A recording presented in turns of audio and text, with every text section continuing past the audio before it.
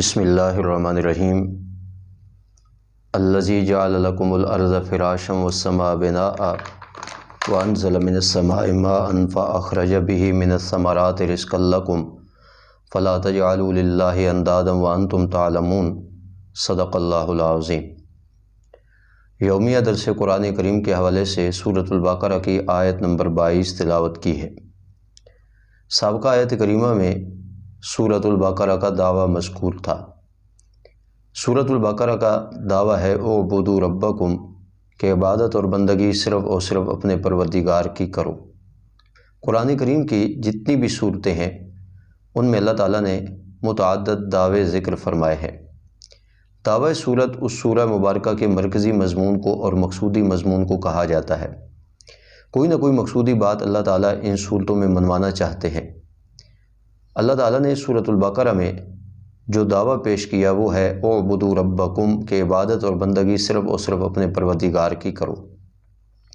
پھر یہ جتنے بھی دعوے صورتوں میں مذکور ہے ان کو دلائل سے ثابت کیا جاتا ہے، اس لیے کہ اللہ رب الجلال اگر چاہتے تو جبراً بھی یہ بات منوا سکتے تھے، مگر جبری ایمان اللہ تعالیٰ کے ہاں محبوب اور پسندیدہ نہیں۔ اس لیے اللہ تعالیٰ نے ہر دعوے کو دلائل سے مبرہن فرما دیا ہے اور نتیجہ انسانی عقل پر چھوڑا ہے۔ جتنے بھی دلائل قرآن کریم میں ان دعووں پر ذکر فرمائے جاتے ہیں ان کا تعلق انسانی عقل کے ساتھ ہوتا ہے، یعنی کوئی بات بھی انسانی عقل سے ماوراء نہیں کی جاتی۔ تمام وہ باتیں جو ان دعووں پر پیش کی جاتی ہیں وہ سب کی سب انسانی عقل میں آسانی سے سما سکتی ہیں، بشرطے کہ انسانی عقل میں فطور نہ ہو۔ یہاں بھی آپ اندازہ لگائیے کہ اللہ تعالیٰ نے یہ جو دعویٰ پیش کیا تو اس کے بعد جو دلائل فرمائے ذکر ان میں اللہ تعالیٰ نے وہی انداز اختیار کیا جو ہر انسانی عقل کو مخاطب کرتا ہے۔ سابقہ آیت کریمہ میں فرمایا عبادت اور بندگی صرف اور صرف اپنے پروردگار کی کرو۔ اس دعوے پر پہلی دلیل یہ ہے الذی خلقکم کہ اس اللہ تعالیٰ نے تمہیں تخلیق فرمایا۔ اب دیکھیں انسانی عقل اگر اس میں فطور نہ ہو تو وہ اس بات کو تسلیم کرتی ہے کہ مجھے تخلیق کرنے والا میرا پروردگار ہے۔ اگر انسان اپنی باڈی میں غور کرے، اپنی تخلیق میں غور کرے تو ضرور بضرور اس دعوے تک اس کی رسائی ہو سکتی ہے کہ جب میرا پیدا کرنے والا میرا پروردگار ہے تو وہی عبادت اور بندگی کے لائق بھی ہے۔ دوسری دلیل یہ ذکر فرمائی کہ والذین من قبلکم جو تم سے پہلے لوگ ہیں، تمہارے آباء و اجداد، ان کا خالق بھی اللہ ہی ہے۔ اب یہ بھی ایک ایسی دلیل ہے جو انسانی عقل کے موافق ہے۔ اس میں بھی انسان غور کرے تو اپنے پروردگار کے اس دعوے کو انسان تسلیم کر سکتا ہے کہ جب مجھے اور میرے آباء و اجداد کو پیدا کرنے والا اللہ ہے تو عبادت کی جتنی اقسام ہیں مجھے صرف اور صرف اپنے پروردگار ہی کے لیے بجا لانی چاہیے۔ اب جو آیت نمبر 22 میں نے تلاوت کی ہے اس میں مزید 4 دلائل کا ذکر ہے اور یہ بھی وہ دلائل ہیں جن کا تعلق انسانی عقل کے ساتھ ہے۔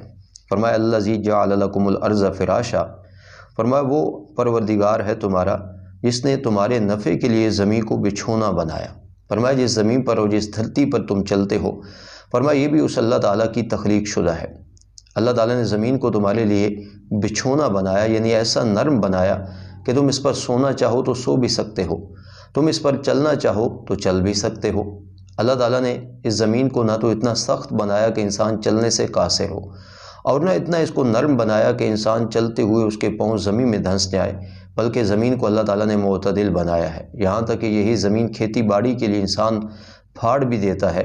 کھیتی باڑی کے موافق بھی اللہ تعالیٰ نے زمین کو بنا دیا اور انسان اس کے اوپر چلتا بھی ہے، اور اس کے اوپر اگر سونا چاہے، لیٹنا چاہے تو زمین اتنی معتدل ہے کہ انسان کے لیے وہ بستر اور بچھونے کا کام بھی دیتی ہے۔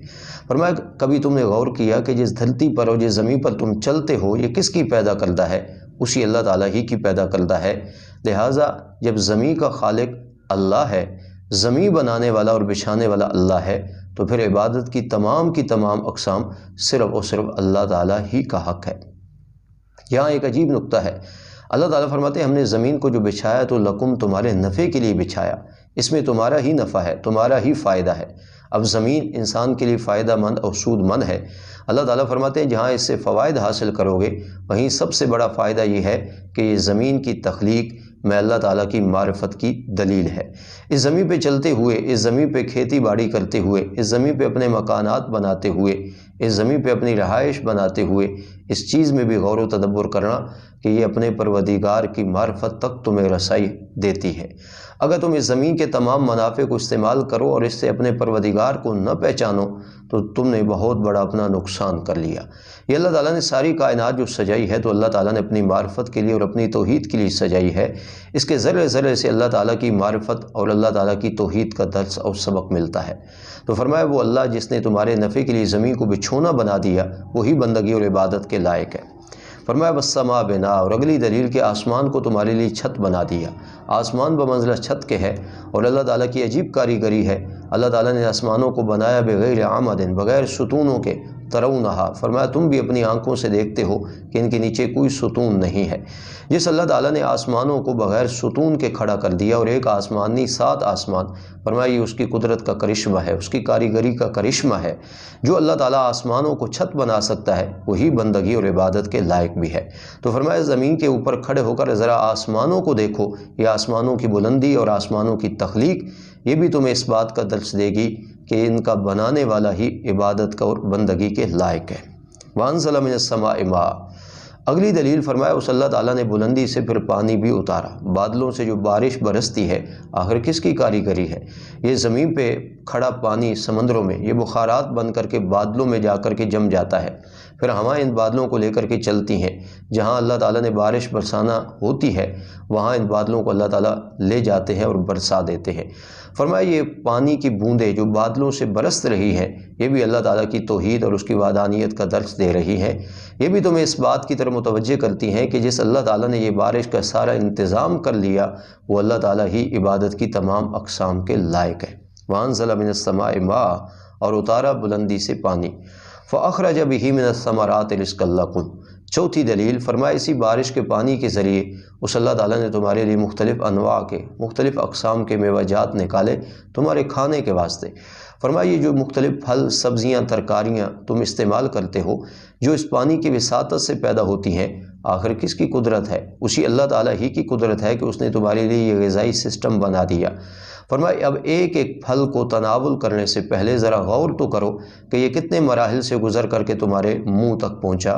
آخر ان کو پیدا کرنے والا اور باہم تم تک پہنچانے والا کون ہے؟ انسانی عقل ضرور اس نتیجے پر پہنچے گی کہ یہ کام بھی میرے پروردگار کا ہے۔ تو فرمایا یہ جس رب نے اپنی قدرت کا کرشمہ دکھایا ہے وہی عبادت اور بندگی کے لائق ہے۔ اس لیے عبادت کی جتنی بھی اقسام ہیں صرف اور صرف اپنے پروردگار ہی کے لیے بجا لاؤ۔ یہ کل ملا کر 6 دلیلیں بن جاتی ہیں جس سے یہ دعویٰ ثابت ہوتا ہے۔ فرمایا تمہیں بنانے والا اللہ، تمہارے آباء و اجداد کو پیدا کرنے والا اللہ، زمین کو بچھونا بنانے والا اللہ، آسمان کو چھت بنانے والا اللہ، بارشیں برسانے والا اللہ، زمین سے باغات اگانے والا اللہ، تو اعبدوا ربکم، عبادت اور بندگی کے لائق بھی صرف اور صرف اللہ۔ کس خوبصورت انداز سے اللہ تعالیٰ نے اپنی معرفت اور اپنی پہچان کرائی اور اس دعوے کو اللہ تعالیٰ نے مبرہن فرمایا۔ آگے اس کا نتیجہ دلیل کا ذکر کیا جا رہا ہے۔ فرمایا فلا تجعلوا للہ اندادا، جب تم مانتے ہو کہ یہ 6 کام صرف اور صرف اللہ کی ذات ہی کر سکتی ہے، اس میں دنیا کا کوئی فرد شریک نہیں ہے، تو فرمایا پھر تم اللہ تعالیٰ کے ساتھ اوروں کو شریک کیوں بناتے ہو؟ دنیا میں جتنے لوگ بھی شرک میں مبتلا ہوئے انہوں نے 4 چیزوں کو اللہ تعالیٰ کا شریک مانا۔ ستاروں کو خدا کا شریک بنایا گیا، اللہ تعالیٰ کے نیک بندوں کو خدا کا شریک بنایا گیا، جنات کو خدا کا شریک مانا گیا، فرشتوں کو خدا کا شریک بنایا گیا۔ فرمایا جب یہ 6 کے 6 کام کرنے والا صرف اور صرف اللہ ہے تو پھر مانو کہ بندگی اور عبادت کے لائق صرف اور صرف اللہ ہے، پھر میں اللہ کے ساتھ اوروں کو مت شریک اور برابر بناؤ۔ یہ آیت کریمہ کس انداز سے شرک کی بے کنی کر رہی ہے اور ان لوگوں کو درس دے رہی ہے، درس عبرت، کہ جنہوں نے سب کچھ کے باوجود اللہ کی قدرت اور کاریگری کو دیکھا اور پھر بھی اللہ تعالیٰ کے ساتھ اوروں کو شریک بنایا، انہیں اس بات سے رک جانا چاہیے۔ تو اللہ تعالیٰ نتیجہ اس دلیل کا ذکر فرما رہے ہیں۔ فرمایا فلا تجعلوا للہ اندادا، بس نتیجہ یہ نکلا کہ مت بناؤ تم اللہ تعالیٰ کے ساتھ اوروں کو کوئی شریک، وانتم تعلمون، حالانکہ تم جانتے بھی ہو کہ یہ 6 کے 6 کام کرنے والا صرف اور صرف اللہ ہے۔ یہ اللہ تعالیٰ کے کمالات اور اس کے اختیارات اور اس کی قدرتیں ہیں۔ جب یہ مانتے ہو تو پھر یہ نتیجہ بھی مانو کہ اللہ کا کوئی حقیقت میں شریک نہیں ہے اور نہ تم عملاً اللہ تعالیٰ کے شریک بنو۔ تو یہ آیات توحید کا درس دیتی ہیں، اور توحید جو بنیادی عقیدہ ہے جس کے مانے بغیر نجات نہیں۔